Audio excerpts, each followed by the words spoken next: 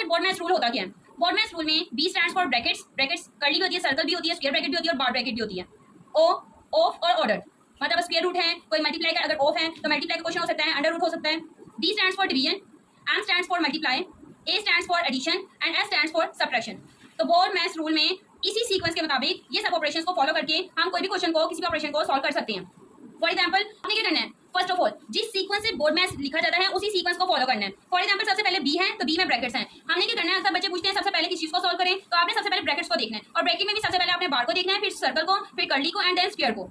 आपने बार bracket solve की, बार bracket solve करने के बाद आपके पास सर्कल ब्रैकेट में अगर दो ऑप्शंस आ जाते हैं डिवाइड बी और प्लस बी, तो अकॉर्डिंग टू BODMAS रूल सबसे पहले हमारे पास क्या है, डिवीजन डी। तो हमने क्या करना है, डिवीजन करनी है। डिवीजन करने के बाद देन उस ब्रैकेट में जो होगा वो सॉल्व होगा। अब दोबारा से अगर कर्ली ब्रैकेट, सर्कल ब्रैकेट खत्म होने के बाद कर्ली ब्रैकेट है, कर्ली ब्रैकेट है, पहले तो हम मल्टीप्लाई करेंगे, मल्टीप्लाई करने के बाद +1 करेंगे, देन हमारे पास माइनस होगा, इस तरह से कर्ली ब्रैकेट खत्म होगी।